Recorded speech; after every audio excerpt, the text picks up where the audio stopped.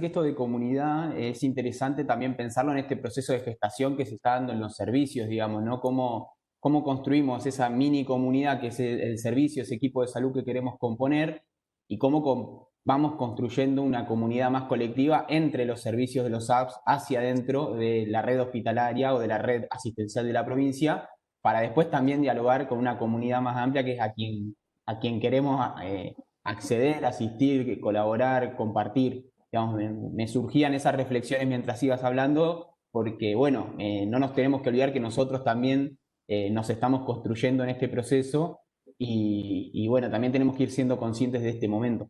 Eso me surgía.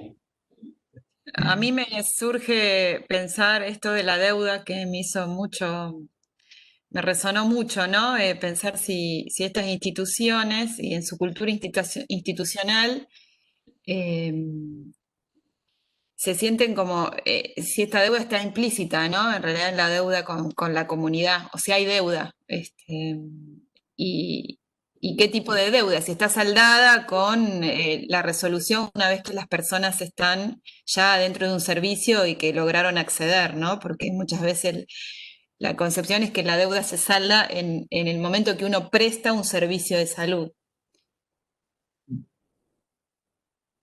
Creo que ahí podríamos incluso complementar con otros términos, como por ejemplo legitimidad, capital social, porque a veces, incluso cuando uno dice, bueno, el fin de semana le tiraron piedras a un centro,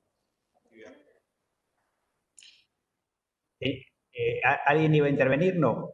No, Leonardo Arruga creo. Por ahí se abrió un micrófono. No, decía que lo que uno puede ver a veces es que el centro de salud tiene hasta marcas físicas de cuál es el capital social que tiene respecto a su comunidad, ¿no? O sea, hay centros de salud que la comunidad lo cuida y hay centros de salud que los fines de semana le cascotean los vidrios, digamos. Y uno puede darse ahí cuenta un poco de las relaciones, ¿no? O sea, hoy estamos en una tensión entre el equipo de salud es un héroe o la agresividad contra los equipos de salud. Me decían que la semana, en estos días apedrearon una unidad móvil, digamos, del Ministerio de Salud. Entonces, me parece que es interesante tratar de entender cómo está el saldo acreedor-deudor entre los servicios de salud y la población. Eh, bueno, paso a la otra que se refiere al tema de derechos. Mario, hay dos preguntitas que me parece que está bueno no dejarlas. Dice, ¿a qué te referís con utilizar la materia prima de la comunidad? Nos parece interesante ampliar eso, bueno, y agradece la claridad. Y hay otra que creo que se vincula, dice, en el concepto de comunidad encontramos implícita la historia previa, el futuro, forma parte de la comunidad, el mañana siempre, siempre hay proyectos. No, buenísimo, pero tengo otra transparencia sobre eso, así que postergo lo de proyecto, pero diría que voy a lo de utilización. Está feíto, ¿no? La palabra utilización, porque no se trata de un uso. Digamos, se trata de la comprensión, y ahora ustedes van a tener, yo creo que desde el área programática le va a aparecer un tema nuevo, que sería, digamos, como si fuera comunidades comparadas, ¿no? O sea, ustedes van a encontrarse, a mí me lo comentaban mucho respecto, me impactó mucho lo de Villa Azul, que me decían, encontramos pocas organizaciones sociales, y en algunos casos nuestra intervención generó organizaciones sociales.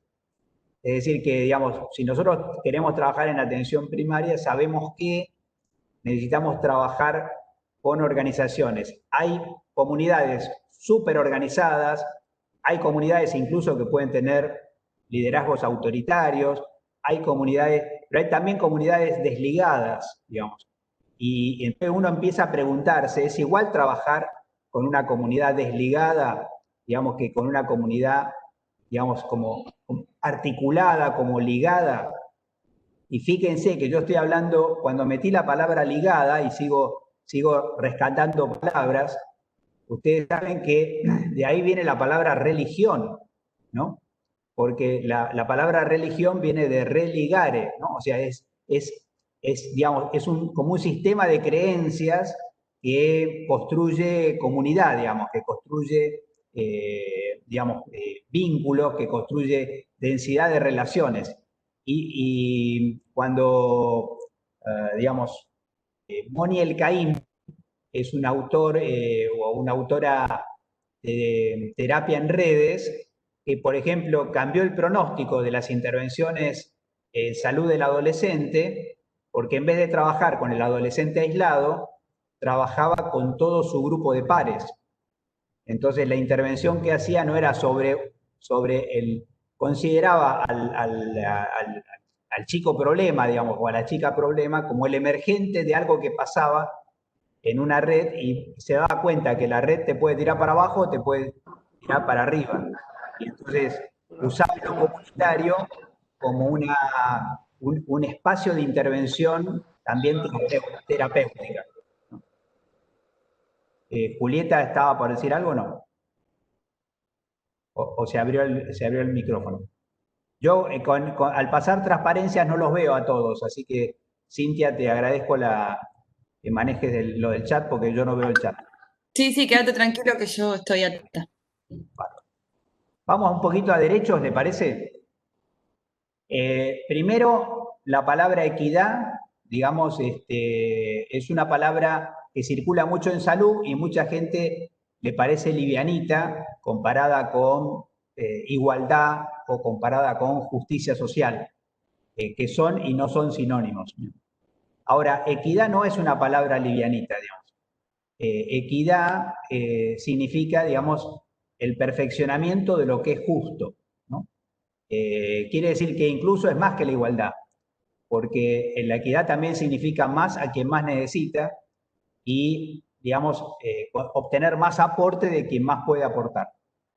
Así que ustedes probablemente, trasladados a esta especie de nuevo observatorio panóptico que llamamos área programática, se encuentren con el desafío de la equidad, porque no sería nada raro que haya ciudadanías diferenciales en distintos municipios o en distintos barrios del área programática del hospital. Quizá eso en un centro de salud a uno no se le ocurre nunca porque uno está en un centro de salud concreto y termina aceptando las condiciones y las restricciones que ese lugar te da. Pero cuando te toca el rol donde de repente un recurso puede ir para un lado o para otro, de repente sos un agente, un actor concreto en la construcción de equidad. ¿Pero equidad en qué, digamos? Bueno, el derecho a la salud parece que se compone de 3 equidades. La equidad que probablemente ustedes tengan más a la mano va a tener que ver la equidad en la utilización de servicios de salud, de la calidad y de la capacidad resolutiva que sea adecuada a la necesidad, ¿no? Puede haber distintas capacidades resolutivas, puede haber distintos procesos de atención, sí, claro, porque los pacientes necesitan cosas distintas, digamos. Pero recuerden aquello de, digamos, digamos, el derecho a ser iguales cuando la diferencia te inferioriza, el derecho a ser diferentes cuando la homogeneidad te desnaturaliza. Entonces, esta palabra adecuada, digamos, es la palabra más exigente, porque significa exactamente lo que cada paciente necesita, independientemente de su situación social, de su situación étnica, de género, de religión, de lo que ustedes quieran, digamos. La única diferencia aceptable son las diferencias que surgen de las necesidades diferentes de los propios pacientes. Ahí podríamos decir pacientes, también podríamos decir ciudadanos, en el sentido más amplio de la palabra. Pero entonces uno podría decir, bueno, ya esto es un trabajito de aquello, ¿no? Pero ahora imaginemos que esto no alcanza. ¿Y por qué no alcanza? Porque también tiene que haber equidad en la satisfacción de las necesidades y en la protección frente a los riesgos. Esto quiere decir, digamos, que si vos, digamos, tenés igualdad de acceso a los servicios de salud, pero te enfermaste de algo que no debías enfermarte, el derecho a la salud ya se violó antes de que vos tomes contacto con el hospital o con el centro de salud, ¿no? Por ejemplo, digamos, no puede haber derecho a la salud de chicos que están cirugiando y comiendo la basura, digamos, pero luego tienen acceso a un centro, digamos.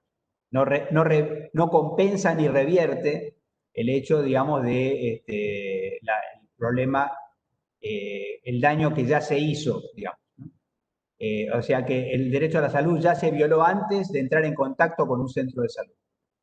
Y lo otro, que es también fuertemente impactante, es la idea de que también debe haber equidad en el acceso a la información pertinente y comprensible.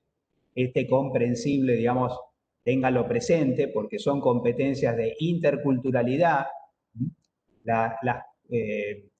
La población más importante de migrantes de países limítrofes o latinoamericanos de toda la Argentina está en la provincia de Buenos Aires. Bolivianos, paraguayos, peruanos, además de las migraciones internas. Así que, digamos, equidad en el acceso a información pertinente y comprensible para resguardar la salud y también para ejercer el derecho a tomar decisiones. Ahora, fíjense, yo voy a parar, pero en la próxima, porque ahora voy a poner el mismo esquema, pero la pregunta es, ¿y cuándo sabés vos que se están violando el derecho a la salud y a veces incluso los derechos humanos, en el sentido más amplio? Y bueno, si aparecen daños reparables o irreparables asociados a ser sometido a riesgos evitables, ¿no? Contaminación, violencia, ser privado de satisfactores esenciales, agua, alimento, abrigo, vacunas, cualquier medida preventiva, o si hay falta de acceso a servicios preventivos o curativos, de la capacidad resolutiva, calidad y eficacia adecuada, o si hay falta de acceso a información pertinente o hay pérdida de autonomía para tomar decisiones relevantes respecto a tu salud o a la de tu familia. Entonces, ahora yo diría, digamos, de alguna forma, imagínense ustedes que área programática se vuelve también, digamos, el departamento de área programática del hospital se vuelve también una especie de defensoría del pueblo, digamos, ¿no? O sea, defensor de los derechos de los pacientes, defensor de los derechos de los ciudadanos del área programática. Fíjense ustedes qué interesante guía para saber, digamos, qué debería monitorear en términos de garantizar el derecho a la salud de toda la población que vive en el área programática.